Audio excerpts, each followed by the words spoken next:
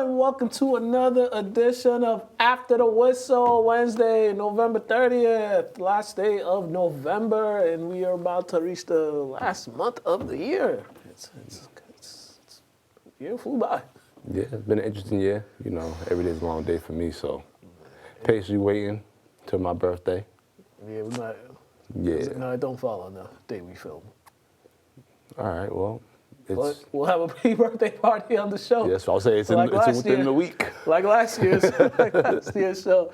Oh man, we got a lot to get into since the last y'all saw us. You know, y'all saw us before Thanksgiving. So we back here. We're gonna get right into it. Some NFL for you. There's a couple games. First, we're gonna look at the Pats. The Pats had a nice opportunity against the Vikings, and then a little questionable call on the punt, on the roughing the punter allegedly. Punter got his foot stuck out there. You get a flag on that. There was a holding on a kick return. It wasn't like one of those holds you miss. It was a blatant hold, and they just missed that. And usually the refs be throwing flags left and right about the littlest things, and then the obvious stuff they miss it. But in the end, and then there was the Hunter Henry catch. That wasn't a catch, which looked like a catch because he caught it, broke the plane. That's usually how I thought I was going. Once you break the plane, it's a touchdown. I feel like for the next few years, when they have a chance to stick it to the Pats, they're gonna do their best to stick it to them. Especially when, I feel like a lot of states are rooting for the Vikings just to see them do well. Maybe not to win it, but just to see them do well. And the Pats, they were playing well in the first half though. Yeah. They were tied, and then the second half came around, and they kind of fell back from their game plan, which was balanced football and wasn't balanced this week. Yeah, and they were in the game, but yeah, like I said, it was just those little mistakes. Yeah. I think they've talked about it. Some of the players talked about it. They were in the game, and then you got these little mistakes here and there that cost them points, and then that gave up points. So it was just like they had a great opportunity to come out with a victory on this one. It was just a little. And the reason why we always talk about their offense being balanced, because you see how Minnesota, you're only averaging 2.1 yards a carry on the ground, but you still continue to push it forward even a little bit, giving the offense a chance, forcing the defense to kind of predict and be on their toes, because as you see how Cousins was throwing the ball, you know what I mean, it was only had 7 incompletions, so he was on point this game. The reason why Minnesota continues to run the ball even though when they don't got it going is because, we saw what happened to them against the Cowboys. Yeah. We was just talking about. It was like a week before this game. We talked about Kirk Cousins, and I'm like, and then I thought it would happen against the Bills. It didn't, and then against the Cowboys, it happened when they just completely demolished. Yeah, but my thing is with the Pats though, only 13 rushes though. Like you got to have at least 5 a quarter. Yeah. At least 5 a quarter. Yeah, and I think also that was with the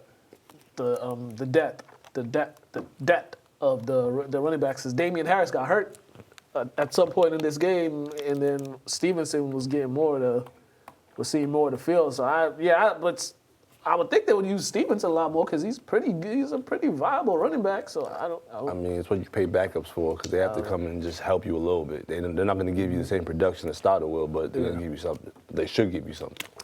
Sometimes I don't get the Pats offense. Sometimes it goes back to the play calling, but they got it don't get any easier for them. They got the Bills tomorrow, so let's see what they can. On a short week too. Short week, yeah. That's crazy. Well, they had a week off. Well, kind of, because they last played last Thursday. Semi-short week, yeah. I guess. It's kind of like a short, long week. One of those. I'll see what they say on ESPN. You know how they. Because I think they started practice Sunday. Okay. Yeah, because they had those. Yeah, practice Sunday. I just feel like it's just like that awkward playing on Thursday and then coming back. They're playing on Thursday again. Yeah. Yeah, granted it is a week, but it's just not the prototypical week. Yeah, it's weird. Well, that's the only stuff you see in high school. Yeah, that makes sense. The Philadelphia Eagles, they just continue to win. Yeah. They had another one against the Green Bay Packers. This was a back and forth game pretty much. It was tied at one point, and then Philly pulled away. Aaron Rodgers had to leave the game. Jordan Love came in, didn't look too bad when he got in there. But Philly, I keep saying about Philly, they just know what it. Philly is we're gonna run the ball, we're gonna play action, and then we're just going to throw these short passes to the receivers. They're nothing too crazy, not simple. They're not overcomplicating what they're doing on offense, and they got a defense that just gets after you. So they know who they are as a team.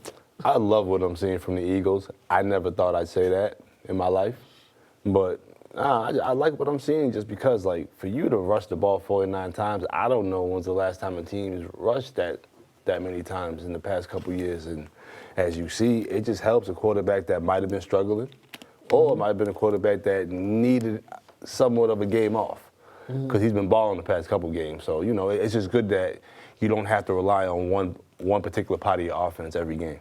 Yeah, that's been the whole mantra of this whole season. So I think, that's a good. I can't even talk. That's a team built for success. When you know what you're doing, you don't get out of what you're doing, no matter what the score is. And most of the time, they're up, so it could just leads way to them to do more of what they're doing. But for the Packers, they actually had a chance in this one. It was miscues here and there. Defense couldn't get stops when they needed to. I mean, you won in 7 third downs. I don't know how you really expect to win the game if you can't even get in the red zone that often. Yeah. And then your quarterback gets hurt. But he hasn't been having a good season either. It's just like a recipe for the Packers season. Everything's just been going like. You know what it is? It's like the game of Jenga, and you take the wrong piece out, and everything collapses. I'm sorry, man. They need that man back. Yeah. We've been saying he it would all help. week. He would help. And it also would help if your defense would get off the field. I mean, Philly had the ball for 35 minutes to your 24. Especially when you run the ball the way they do. That's just demoralizing. When you run the ball over and over and you get positive yards, you just wear a team out. They start to get worn out. Yeah, and granted, it's not that high-powered offense that the league is trying to push, but they're trying to win games and win the championship. Yeah. So more power to them, because this is boring football, but this is actual football. Yeah. Basic, simple, old school. Not too many deep shots. A couple deep shots here and there during the game. But what they do is when they run the ball, they put it in a formation where it's like we're gonna have more blockers than you're gonna have guys to defend. So they're getting 4 or 5 yards. But you know what's crazy? As a child, that's how we pick plays. Why can't adults understand that? And you're getting paid millions of dollars to coach on the opposite sideline. That's wild to me. Yeah. You can't catch that, and we're fans. We've been doing that since Madden on Sega. Or Temple Bowl. Yeah, that too. Anything, to be honest. John Madden football, anything. Like, I don't get it. Even Dion's football. Man, any football. Prime time. Yes. Super Nintendo, Sega Genesis. I like that, man. Appreciate that. Oh, man. Oh, here's a kicker for you. The New York Jets, they benched their quarterback, and then they put in a guy named Mike White, who some people call White Mike. And White Mike went in there and balled out for the Jets. 3 touchdown passes, over 300 yards, and it's just like, I know the Jets fans are probably looking at each other, whoa, if we had a quarterback that was doing this a whole season, we probably have a much better record. Now, I'm gonna say pump y'all brakes because you just never know. This is the year with the backup. The year of the backup. I'll give you that. Every time he goes, I know. I know. Every time he goes in, he balls out. That's the thing about him. Every time he comes in, he balls out. But then it's like, if you start him, is he gonna give you that same production? You don't want him to be like Jameis Winston. And I love Jameis, but like when you put Jameis up front, I don't know what he does, but when he comes in for somebody, it's like, yo, you start competing for him. So like, I just, the thing is, the number I'm just looking at is 0 interceptions.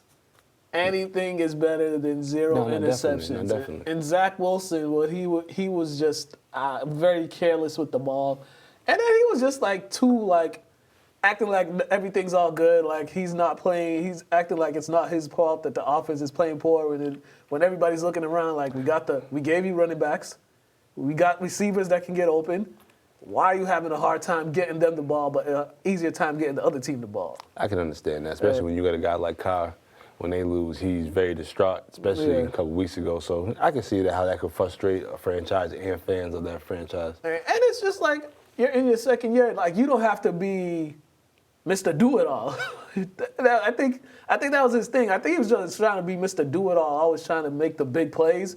When it's just like you don't have to do all that. Just take your time. But also too is we hope that's what the coaching staff is also saying to him as well. Because we don't want him. We don't want them to be saying something different. And then maybe that's why he got benched.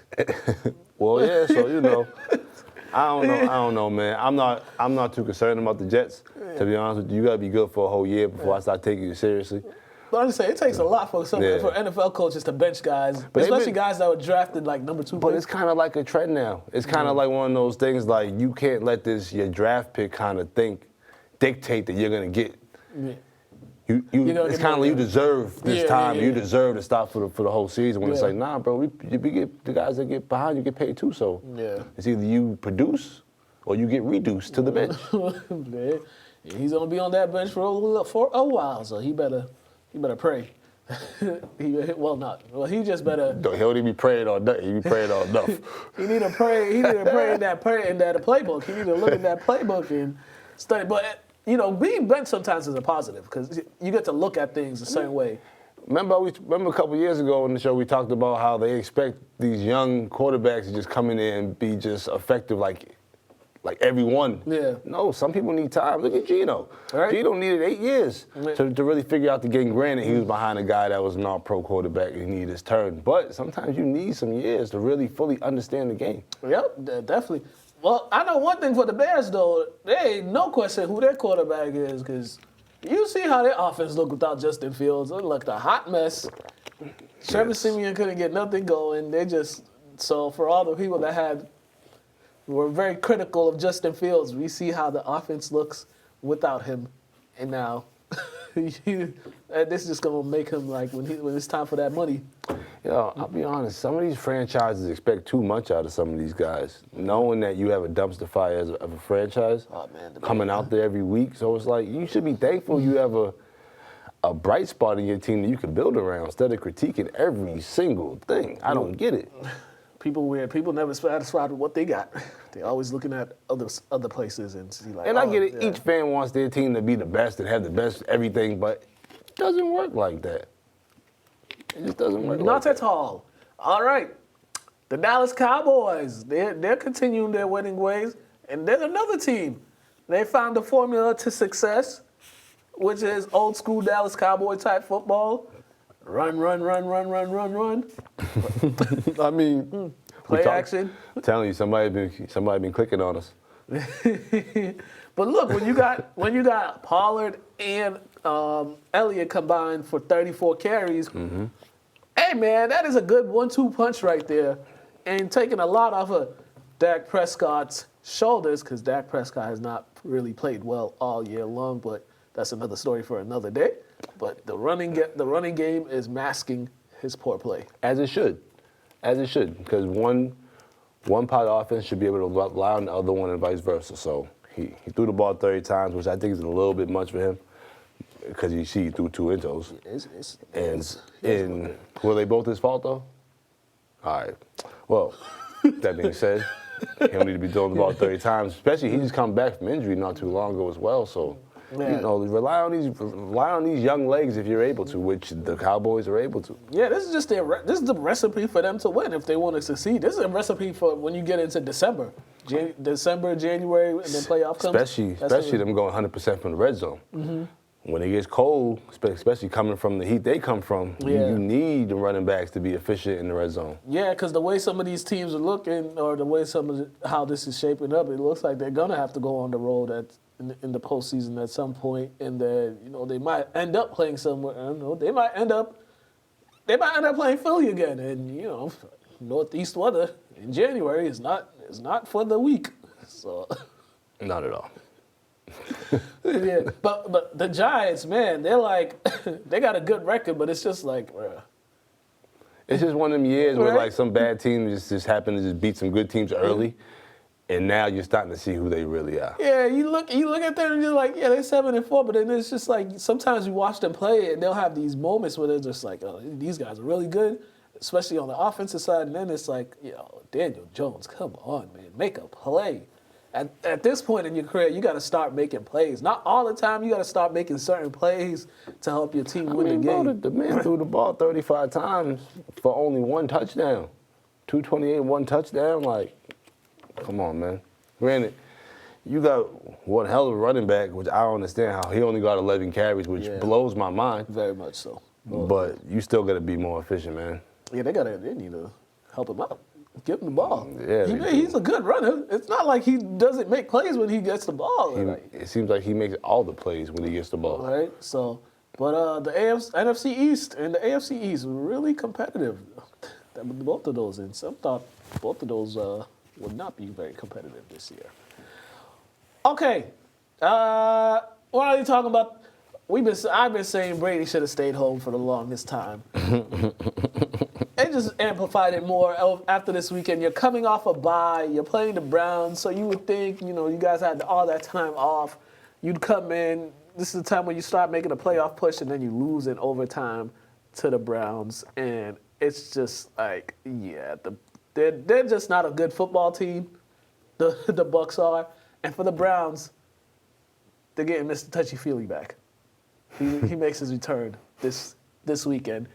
And if you look at their record, they're still in it for a wild card spot. So, I mean, it's like a perfect timing for him to come back with all the talent they have on that team. I mean, I like to see what he's going to do with the Browns, It'd be interesting to see because they've been cursed. Yeah, they definitely have. So if he can turn that around, that would be good for him. That'll help out just his, his look in Cleveland in the future. Yeah. And the Bucs, man, you got Brady throwing the ball almost 40-plus times every game. You guys just trying to throw him into an old folks' home. This is crazy. Fournette's not playing. You guys aren't even trying to win. That's just how I'm feeling. And, this is too much for Brady. Granted, they got their money's worth. When they first brought him over here, they got their chip that they've been yearning for, but this is a bad way to go out. He should have retired after that. Yeah, All right, it's a bad way to go out. Let me tell you Brady's attempts in his last 5 games. 49, 44, 58, 29, 43. That's in his last 5 games. This season, he's got 3 games where he's thrown the ball 50-plus times. Come on, man. That's ridiculous. Including a stretch including back-to-back weeks where he threw the ball 52 times. So there was a stretch where he threw the ball 42 times, 52 times, 52 times, 40, 49, 44, 58. Wild. These are like back-to-back weeks. That's wild. Yeah. Yeah. Yeah, it's sad. He's 43, not 23. Yeah, it's sad when you see legends that stick around a little too long, just how they go out. And we were saying that he need to start getting gifts. Yeah, this got to be like his going away each game now. You can start it now. It's not too late. I'm not even trying to be funny. I don't think if he's smart, don't come back next year, man. It's just they're not even trying to set you up for success. He should have not came back this year. Yeah. Granted, like even last year, the way he ended it, your last NFL throw was a touchdown pass. Yeah, that's a dream. You should have just ended it right there. Especially coming from how he started his career. Right. How he talk about how he was drafted and all that, and for you to end like that, the most rings from a quarterback. Yeah. Maybe he'll do it again, and if this will be his last year, he'll have another, but it won't be like last year's. But it's time to go home, man. It's time to go home, Brady, before we don't want to see nothing crazy happen to you on the field. Nah, man, 'cause he's starting to get sacked now, too. Oh, yeah. I don't like it. All right, lastly, the Raiders and the Seahawks had themselves a good old-fashioned shootout on Sunday up there in Seattle going into overtime, and it was the Josh Jacobs show. I didn't watch none of this game, and I caught the highlights, and then I saw the stat sheet. I did too, yeah. And I was like, oh, wow. Now, I'm telling you, people getting fed up with this, pass-happy offense being forced down their throat paws by the league and just the culture of the league. They're going back to Hard-nosed football, man. What wins games is balance. Yeah. And this was big for the Raiders because the Raiders, my goodness, man, I never seen a team that's lost so many close games in a season before like these guys. And, you know, your quarterback's emotional every time they lose a game out there. They just needed this win. It was good for them just to come out and win this game because they still kind of have a chance of making the playoffs, but they just needed a win badly because of the way they've been losing some of these games. Man? Like, it is a bad look for Daniel McDaniel just because, like, you come over here and this is how things are handled and things happen. So I'm hoping he's turning around. Hopefully they're figuring it out because, man, Kyle cares too much for him to be losing like that. And I feel like the rest of the guys in that locker room actually value winning compared to some of these franchises where guys are just happy to get paid to play. Yeah. So, And plus, the NFL is always good when certain teams are having good seasons. I'm a Raider fan, man. So, I mean, the Raiders are anti-establishment, so it's always good. It's always good for them to be playing good football and winning games. But yeah, it's just some of the way they've been losing this season. If I was like the owner or something, I'd be like, nah, I'd be stressed the hell out. Yeah, man, and that silver and black so contagious. Yeah, it is. yeah. But yeah, 33 carries, 229 yards, 6 catches, 74 yards. If you had him in fantasy football, my goodness, he probably won you the game just by himself. And the thing about him, he's had spurts like this throughout these games, but they haven't just focused on him. They might have found your new style. Yeah. I mean, hey, he's been producing since he got there, so. And I always say, he run like he playing just tackle football, like two hands, like out in the backyard the way he be moving. He don't move like a regular running back. He runs like he's looking for contact. Yeah. And those guys are dangerous. Yeah. All right. We gonna go over to Craig, Fantasy No Huddle. He's gonna tell y'all to start him and sit him. Fantasy football playoffs is slowly approaching for those, so pay attention to who Craig is gonna tell y'all to start and sit and who to pick up on the waiver wires. So we're gonna go to Craig, then we're gonna come back and we're gonna talk a little about some college stuff.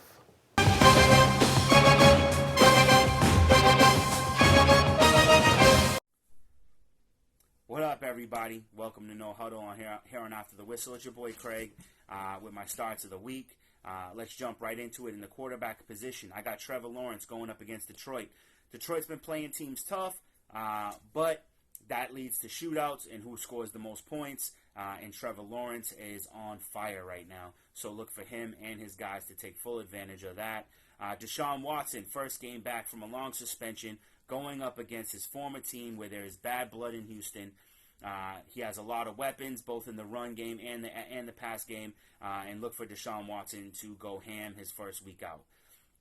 Geno Smith going up against the Rams. The Rams lost Aaron Donald, which is going to give Geno Smith even more time to throw the ball. He has a lot of weapons, so I expect this to be a shootout on Seattle's side of the ball. Derek Carr going up against the Chargers. I like this divisional matchup. They just moved the game to a prime time, so I think this is going to be exciting and eventful game. Dak Prescott has been an almost must-start every week since coming back from the injury. He's returned strong, and with the matchup against Indy, I believe you are going to see a great game and a lot of passing, and I believe Dak Prescott is going to put up big numbers for you. In the wide receiver position, a name I've been falling in love with these past couple weeks is Christian Watson, proving to be Aaron Rodgers' number one target and a guy he can count on for yards and tutties. So look for him to have a big game this week. I don't see that changing for the rest of the season. Amon-Ra St. Brown going up against Jacksonville. Like I already said, this is going to be a shootout. It's going to be back and forth, and St. Brown is a volume guy. He's going to get a lot of touches, a lot of looks, and just going to pile up throughout the game. Adam Thielen going up against the Jets. Sauce Gardner, that he's going to be on Justin Jefferson, trying to lock him down, which is going to open up the door for TJ Hawkinson, who's a must-start every week, and Adam Thielen, who you might be plugging in and out depending on your roster. This week, I think, is a must-start for him. I think he's going to get those the second-look targets. Duvernay for Baltimore going up against Denver. Denver is terrible. They don't score touchdowns. I believe that it's going to be a good game for him. The number 2 wide receiver, they're going to try to lock down Mark Andrews, and Duvernay is a high-volume guy. Tyler Lockett going up against the Rams. We've discussed it. Aaron Donald is out. It's going to give Geno Smith time. They're going to put Jalen Ramsey on DK Metcalf, leaving Tyler Lockett as the clear and obvious option. When you go to running backs, got to talk about, unfortunately, Devin Singletary against New England. Let's first by saying New England's not very great at stopping the run. Secondly, it's a primetime game, Thursday night. Both teams are going to show out. I would say Mac Jones and Josh Allen are going to have a good game. Jacoby Myers and Devontae Parker, Stephon Diggs and Gabe Davis. I think even Stevenson, the running back for New England, is going to have a good game. But Singletary is the guy I'm going to single out. Jamal Williams going up against Jacksonville. He's the guy who's going to get the passes. He's going to get the goal line touches. I know everybody thinks DeAndre Swift, but Jamal Williams has proven to be the guy. Gus Edwards going up against Denver. I believe Baltimore gets an early lead, and Gus Edwards takes advantage of that. At the tight end position, let me start off with Evan Ingram going up against Detroit. We've already talked about it's going to be a high-volume game. Evan Ingram, I see him getting a tutty in this game. David Njoku going up against Houston with Deshaun Watson. Deshaun Watson's going to take advantage of that big tight end who has sure hands. Tyler Higbee against Seattle Seahawks. He is the number 1 receiver now with everybody gone, so he'll get the targets. Taysom Hill, quarterback, tight end, going to get a lot of touches against Tampa Bay. I think they're going to utilize him. And then for defense, I got Dallas going up against Indy. That's kind of a tough one because Jonathan Taylor is good for a touchdown, but I think Dallas is going to get to Matt Ryan both in sacks and interceptions. Seattle's defense going up against the Rams. You got a first-time quarterback in a big game. I think he's going to get touched. Baltimore against Denver. Russell Wilson's been playing terrible, and I think Baltimore is going to shut him down. And then Washington versus New York Giants, divisional matchup, and Washington's going to go off. So that's all I have for you this week. Until next week, see you on After the Whistle. Back to you.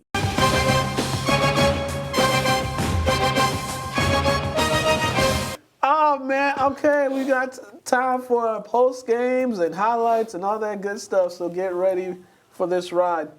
First up, Boston College head coach Earl Grant after they beat Rhode Island on Sunday, 53-49. It was actually a good game. Let's check this out. I like to him. Talk about the late game execution that you guys had. Talk about the late game execution you guys Because, had. Something we worked on. We like getting Makai, the ball in certain situations and trust him.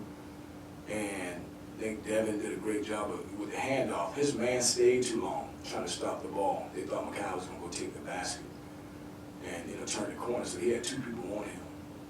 And he had a shooter lifting up behind him. And Devin was at the rim, so you got to pick your poison. It's only one defender, there's 2 players. So you either take away the guy lifting up or take away the guy rolling. They stayed with the guy lifting up, and Makai just made a good decision to hit there for the layup. Talk about that last defensive possession, right there when they had the chance to tie the games. Like you guys were really made it difficult for them to try to get the layup. Yeah, I mean, hey, we needed one stop. They tried to fake the handoff. Our guys did a good job of reading it. We wanted to take away 8 threes, and we didn't want to foul. So we took away 3s. We forced them to shoot underneath the free throw line, and then we just did a good job of keeping our hands up. And they shot it there, came up with a big rebound, and that was the end of the game.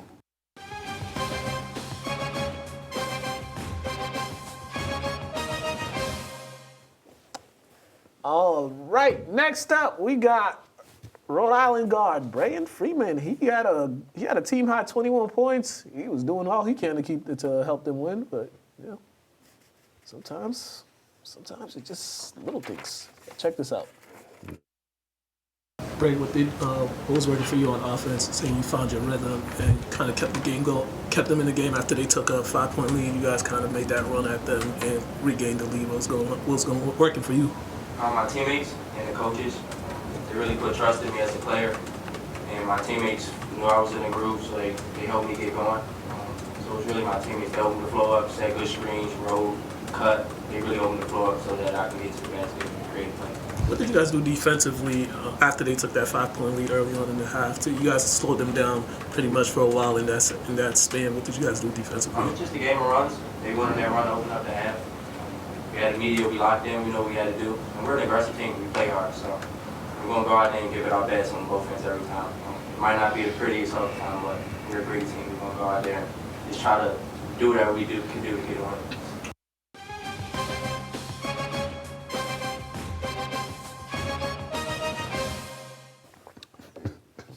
And we are back. Next up, we got Jaden Zachary and Devin McLaughlin.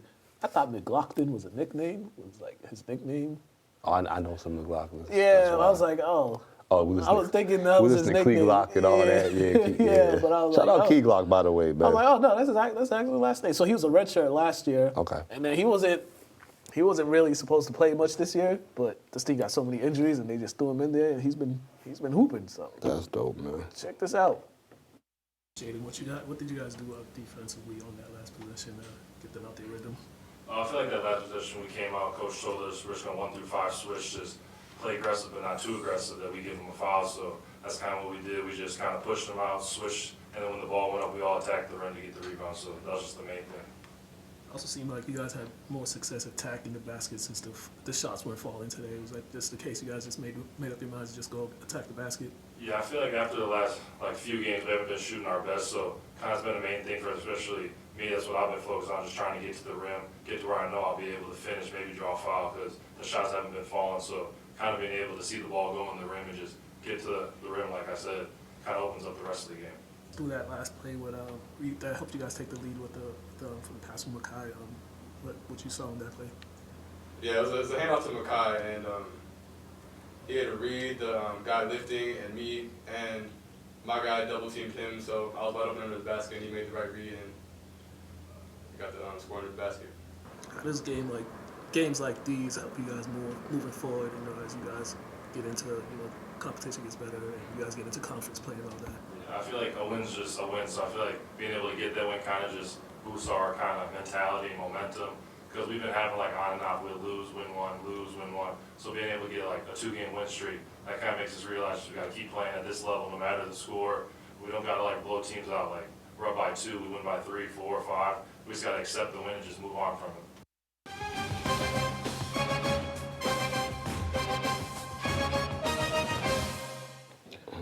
Right, and we are back. Okay, check out the highlights from the game. I don't like games that.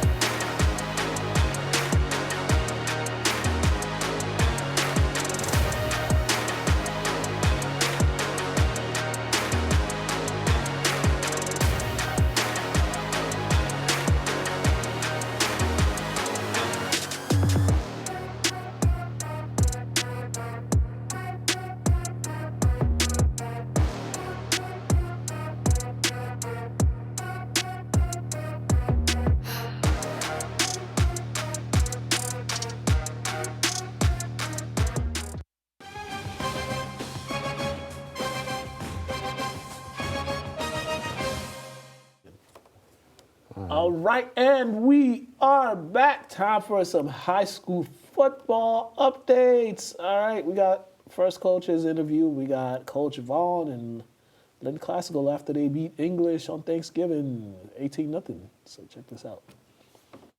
All right, Coach. First of all, you had a moment with your son over there. He was back after a year. About the last game was last Thanksgiving. Just how happy were you for him to just be back on the field and just have the give you guys the spark on offense that he did? Happy is an understatement because like I said earlier, a year ago this time, he was in the car crying going to the hospital, and he was finding out that he tore his ACL, PCL, LCL, plus nerve damage that gives him a drop foot. He doesn't have total control of his foot. And possibly not being able to, run again. And they told him he was definitely going to be out this year, and he didn't believe it. And it wasn't easy for him to get to this point. It was tough. It was hard. Like, a 16-year-old kid, you're being told you can't play the sport that you love, and I'll be honest with you, it took him to a bad place mentally. But he was able to overcome that because he's a fighter.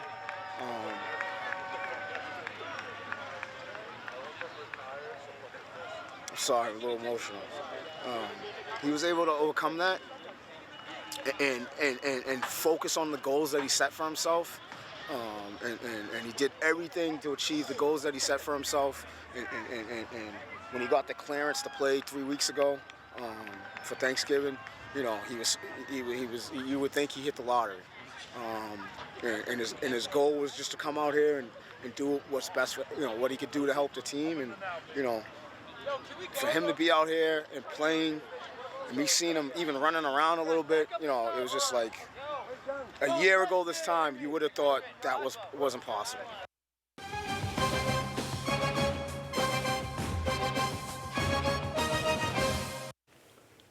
All right, and we are back. Okay. Next up, we got player interviews. First up, as some of y'all might know, Kip is playing in the state championship game this weekend against Hull. Hull is the defending champs. They beat Kip last year in the semifinals. So it's a rematch of sort for Kip. And then I talked to Monel Castro and Juan Settlesting after they beat Lynn Tech on their annual game last Wednesday. So check this out. All right, fellas. Thanksgiving game. This was a wild one. Six touchdowns for you, 4 for you. More now. Seems like the offense has been clicking like the past couple of weeks for you guys, putting up the points. What's been going on for the offense? The offense has been going crazy because I'm pretty sure I said this in a past interview. It's just so versatile. Like, there's nobody who you can guard really. Like on the outsides, you know what it is. I'm not gonna say too much, but you just can't really guard anybody, and it proves with him, his stats, with the stats, all the stats really prove it. All right, now you guys are getting ready. The big one coming up next week. This is what you guys talked about before the season started. How excited are you? I know now you was looking for it. You said you spoke this into existence about you guys going to the Super Bowl. Now, how excited are you for this opportunity? Stuff like this only happens like once in a lifetime to most people. So for us to be there and have the chance to do it and bring it back to the city, that really means a lot. So really excited. For you, Juan, you talk about it was ring season for you, and I talked to you before the season started. From the first game until now, you guys going on this run. For you as a senior, just for this run, talk about this run for you. The run was a crazy one. Very different from every other year because every other year our schedule wasn't as hard. So I'm just used to coming in since a freshman. We was always 9-2, 10-2, whatever it was, losing 2 games a year, and we was never really battle tested. And now this year is different because we're coming in, first game loss, second game loss, and we've taken our L's, our fair share, and we know how to win and lose and come back from L's. And I feel like this group is tough. We're never just gonna fold. We're just gonna always fight back. Definitely, and you're playing a team that you guys faced last year. How much sweeter would it be just to, it's kind of been a payback this whole season for you guys. How much sweeter would it be to get those guys back? For me personally, it would be crazy because I'm not saying it was purposeful, but they're the reason my shoulder was messed up. So they ended my season early, so I feel like I'm taking this one personal and I'm giving everything I got for real. For you? Last year, I wasn't as a big factor to the team as I was this year, so I'm ready to go out there and prove myself and, as I said before, get my lick back. All right, guys, congratulations. And also, remember in the beginning of the season who we said was the biggest sleeper in 24? You said that. You said that. Congratulations on the win. Appreciate you. Thank you.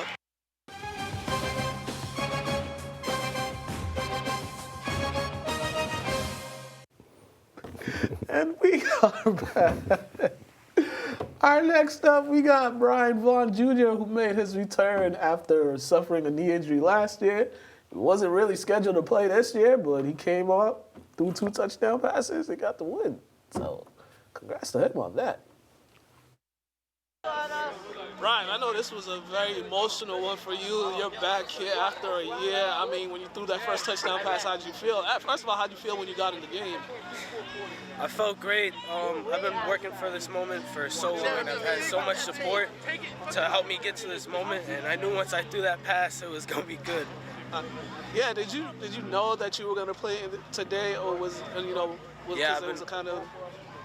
I got cleared last week, and I've been kind of like just speaking it into existence. I've been working really hard over the summer and over all this with both surgeries. It's been really hard, keep my head up, but I had to get what had to be done.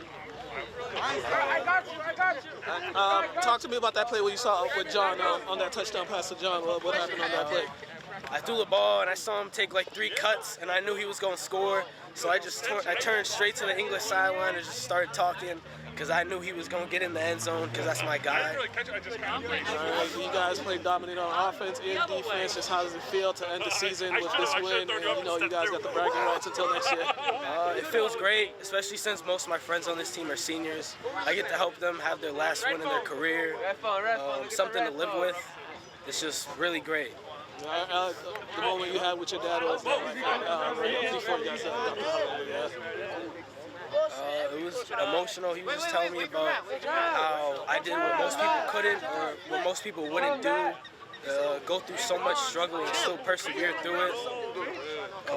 And he just told me to get ready for a big year next year. All right, man. Congratulations on the win. Thank you.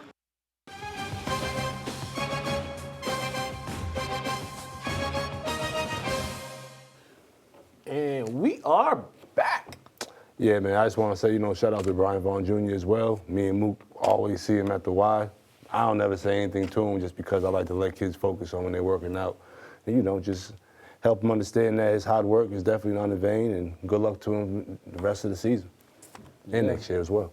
Yeah, especially because, yeah, rehab is not easy. I've never really been to rehab or done rehab, but I've known people that do rehab off a serious injury, and it's not the easiest thing in the world to go there every day. Now, you can just see the improvement Yeah. with him throughout the months, you know what I mean? Yeah. So it's dope. Yeah, never give up, kids. Never give up. Thanks. All right, next up, we got Yoel Sosa, who was just terrorizing the English's offense. Like, he was all over the field on defense. Like, goodness gracious, nobody was blocking him. Talk to him after the game. All right, Yoel, man, you said when I talked to you the other day, you said you were ready for this.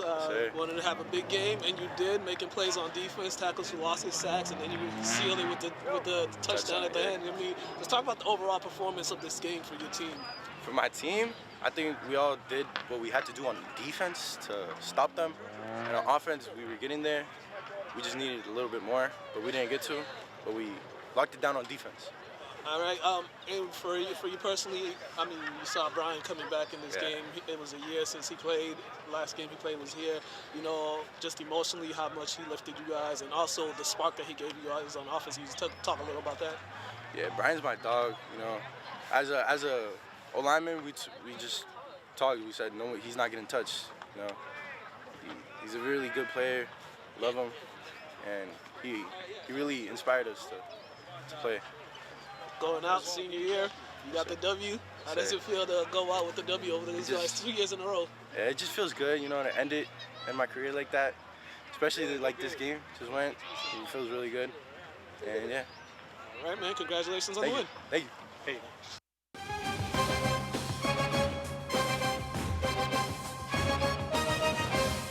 Good to see that, man. All right, last interview was John Naskey, who had the biggest play of the game. He had a 79-yard touchdown run that pretty much was like You said nasty. Nasty. Yep.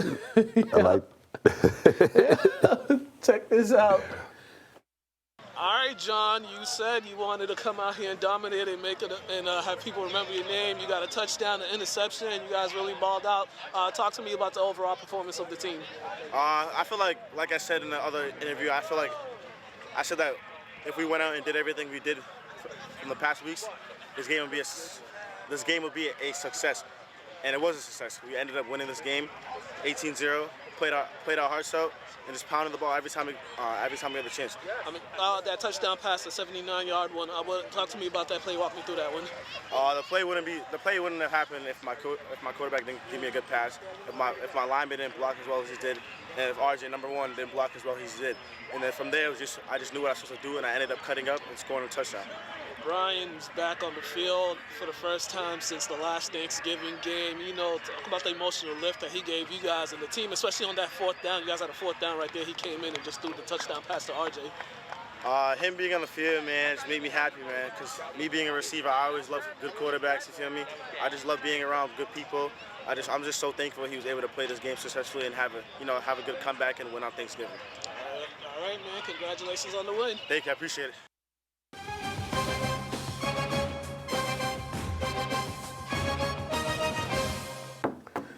All right, and we are back. Shout out to all those players for that. It's been good covering those guys for football season. It's been great. Highlights: Kip versus Lynn Tech.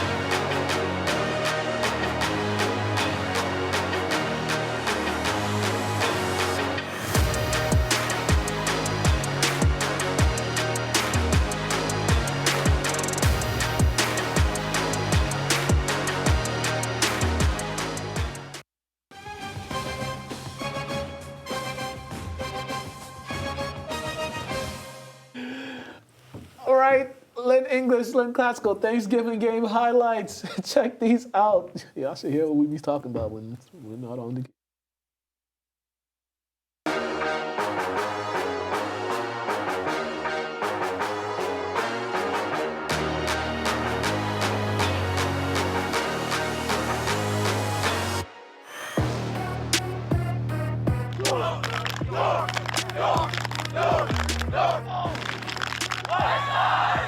One, two, three. East side. Take, move.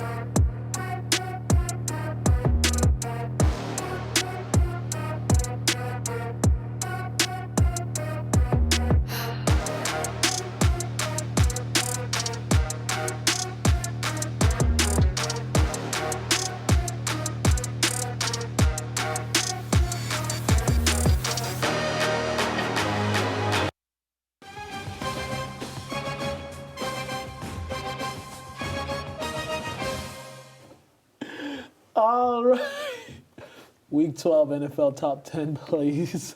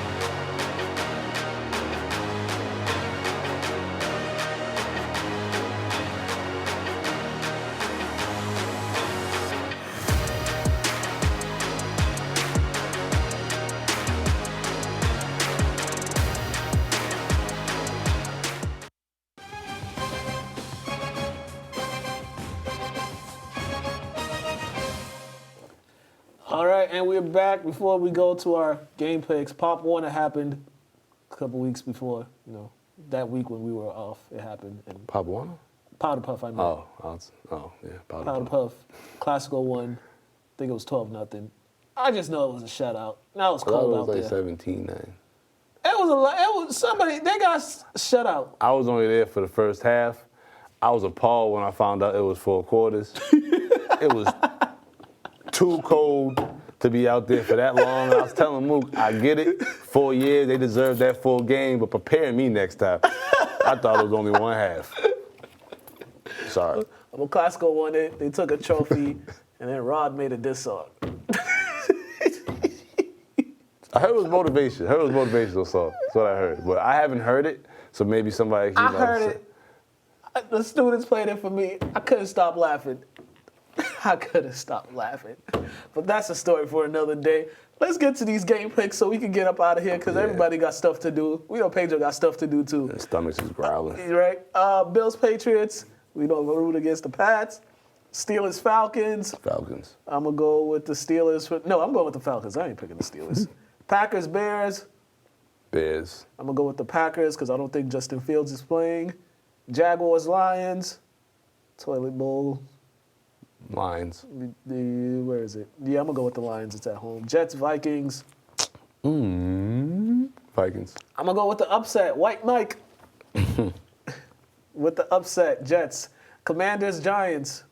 Commanders. I'm with you on that, Commanders. Titans, Eagles. Eagles.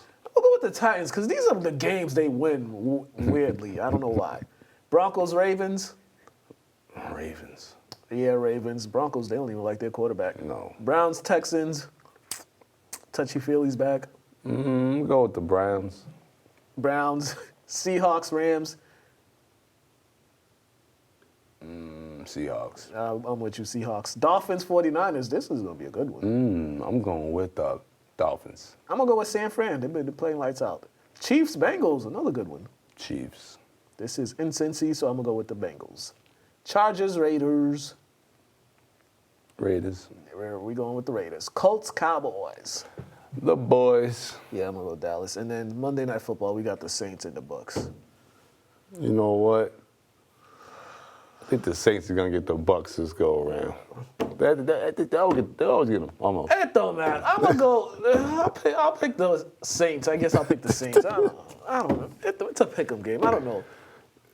Super Bowl state championship this Saturday at Gillette Stadium. It's gonna be streamed too. So check social media. I think they have all the streaming stuff if you want to check those. Somebody games out. send me a link. Yeah, check them out. Free streaming as well too. And I think it'll be like on NBC Boston or one of those channels too. Mr. Burn 23, Mukala K. Once again, thank you, Pedro, as always. He got stuff to do, as he likes to say. And yeah, we'll catch y'all next week. Have a good one.